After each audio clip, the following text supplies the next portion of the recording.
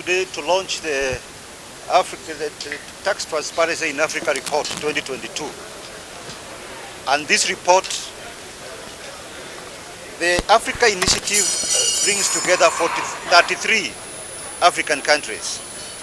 And they come together to progress the agenda of tax transparency. Ideally, we have a framework for exchange of information on tax matters globally. We have a standard and we have a framework. So African countries come together and they utilize the tools presented by this framework to exchange information on tax matters. And the main aim is to curb tax evasion and illicit financial flow. So that if someone doesn't pay taxes in Kenya and takes away our taxes to another country, then we can ask that other country to share with us the information concerning that company or that individual. And once they share with us that information within a defined time frame, we are able to assess that person and recover the taxes. So far, like as you have heard, Kenya is leading in terms of the number of requests we make globally to other countries to give us information about people who have made income in Kenya and they have not paid taxes. KRA has been performing very well this year in terms of revenue mobilization. And at the end of May, we had exceeded our revenue target by 126 billion.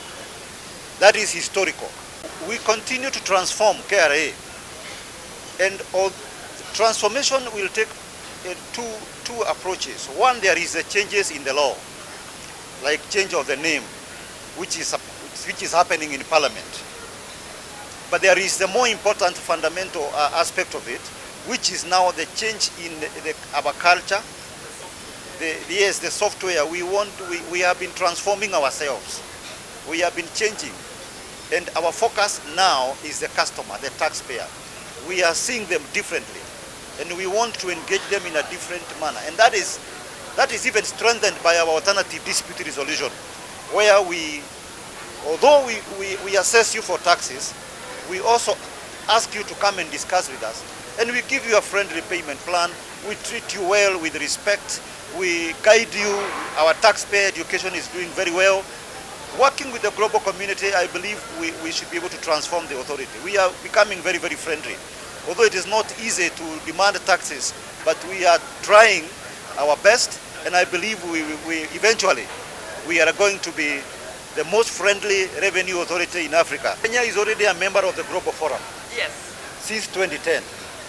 And the Global Forum is the one that champions tax transparency globally. So we joined in 2010. And now we are members of the Africa Initiative, which we have been chair for the last 2 years.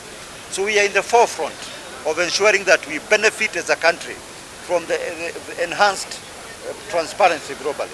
Hearing committee of the Global Forum, which is the highest decision-making body of the Global Forum, other than the plenary.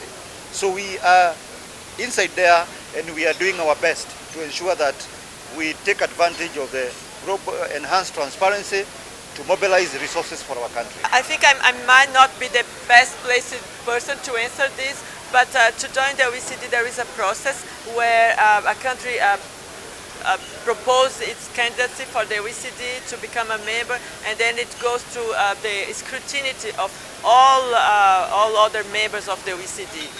It's a long process, and when a country decides to join the OECD, it has to comply with all the OECD standards, and it doesn't mean only on tax. It means on all the areas the OECD work: environment, education, healthy, governance, etc. So it's a government decision. Liaise with other countries globally to bring in the money and the taxes that may have been evaded.